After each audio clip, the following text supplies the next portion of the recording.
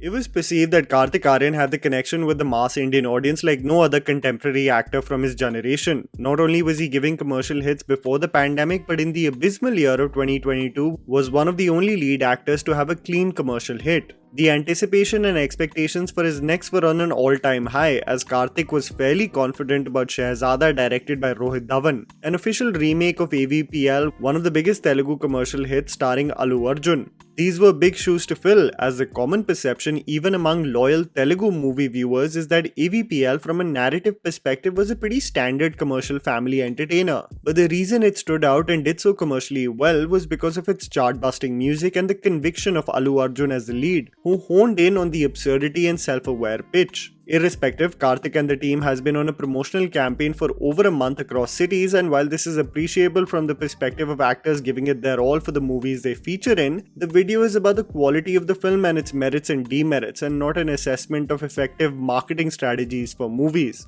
The film focuses on Bantu, played by Kartik Aaryan, who is reprimanded by his father Valmiki, played by Paresh Rawal, every day, for being incompetent and useless in life. His father works for a very rich industrialist family, an establishment Valmiki doesn't let his son enter, only for Bantu to realize that he is the actual heir to the throne of this abundant wealth. How Bantu integrates himself into the influential family and aids them through several personal and professional roadblocks forms the basic storyline of Shehzada. Here's me telling you the good and bad aspects of the film so that you guys can ultimately decide whether to watch Shehzada in theaters or not. The good. The supporting cast and changes that worked. Before I get to the supporting cast, I have to expand upon some of the changes that Rohit Dhawan has made in the film without spoiling anything, of course, that really worked for the benefit of the movie. The most uncomfortable quality about the original film was the crass objectification of Pooja Hegde's legs, where we see the lead hero gawk at her, constantly distracted. This feature from the original film is completely scrapped, and it was a sigh of relief as the makers go for the organic attraction route in the film, which works well, especially because Kartik and Kriti share great chemistry together. I was skeptical about the route that they were taking with Ankur Rathi's character, the privileged America return of the Jindal household, but his character arc accounts for one of the funniest moments of the movie as the situation regarding the cushioning of privilege and how it shapes people is discussed within the family. Sachin Kadekar, Ronit Roy and Manisha Koirala contribute well in their brief roles, not overcompensating or overdoing their parts just for the sake of its commercial sensibilities. Paresh Rawal, however, really shines as the senile and weasel-like Valmiki, instantly becoming unlikable and portraying inhumane traits that make you empathize with the rage that Bantu has against him. Kriti Sanon, while mostly restricted to the portions of love, does a commendable job, honestly playing a part that is a walk in the park for her. Kartik Aaryan conviction and chemistry. I have to commend the sincerity of Kartik Aaryan to give it his all with respect to the projects that he is associated with. He tries his best in action, he tries his best with dancing, but really only shines in the comedic and emotional set pieces. He has this childlike promiscuous grin as if he is up to no good, and this works well for the journey Bantu embarks upon, and even leaves a lasting impression when he crumbles as the truth is revealed to the family, accounting for moments that will surprise audiences if they think that Kartik can't pull off dramatic moments. The terrible staging and editing of his action set pieces really let him down, and what really makes his performance pale in comparison to Allu Arjun's act in AVPL is the lack of conviction in the staging of his punchlines and meta moments, which I will come to later. Where Kartik can be appreciated is how he bounces off of other actors. He shares a hilarious chemistry with Paresh Rawal, both trash-talking one another and convincingly so, his want to extract a reaction out of Ankur Rathi's character probably being the strongest scene, and blushing profusely as Kriti flirts with him accounts for great moments, which by the way and sadly are fleeting at best because Kartik cannot keep this ship afloat with only his conviction.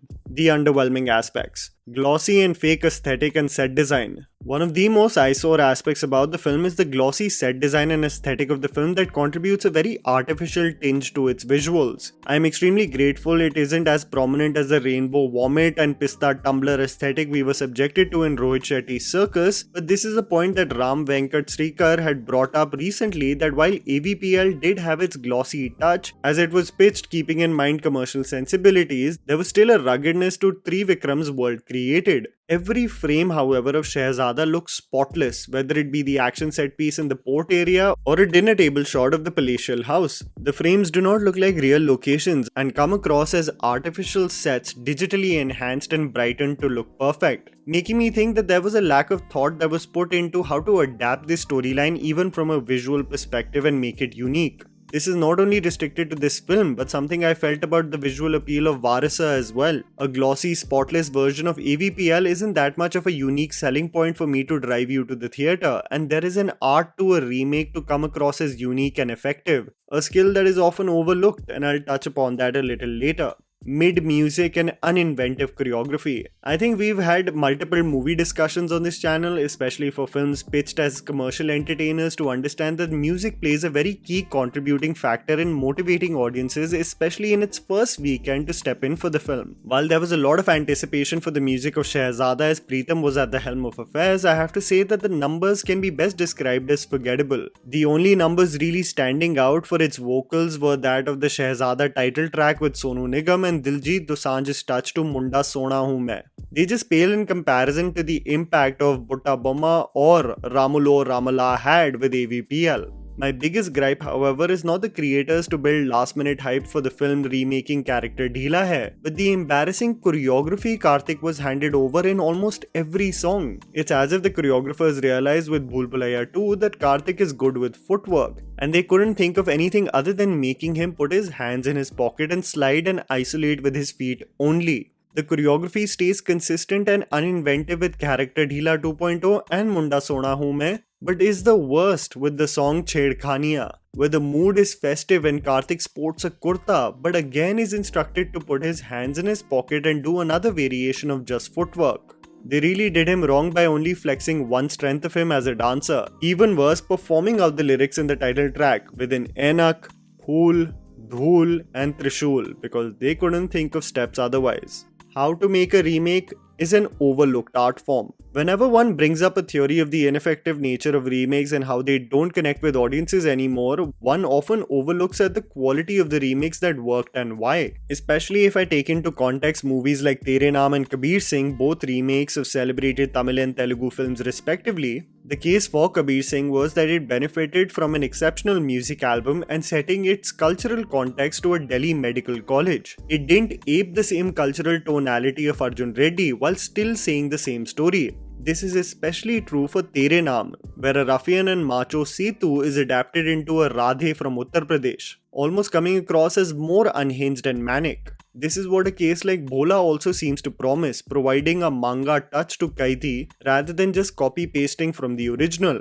Shehzada, however, both from a cultural, aesthetic and hell, even the names of the characters don't change, don't allow it to stand on its own 2 feet and just becomes a glossier, more hollow version of AVPL.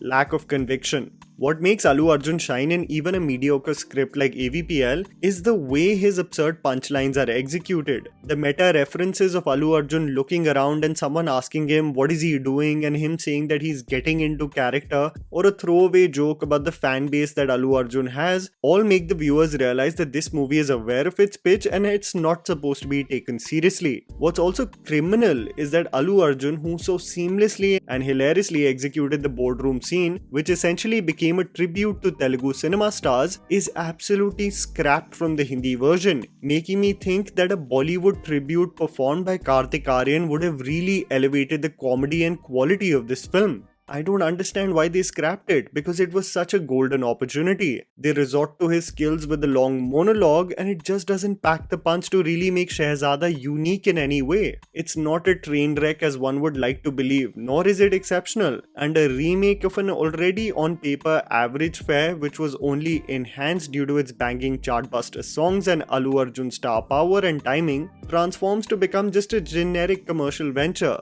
that will be forgotten very soon, even if you haven't seen the original film. And that was the video, guys. Write down in the comments below what you thought about Shehzada. Please don't forget to follow me on Instagram, the handle's right in front of you. Follow me at JammyPants4. Also, please support us by smashing the like button and subscribing to our channel for weekly content ahead. Thank you for watching.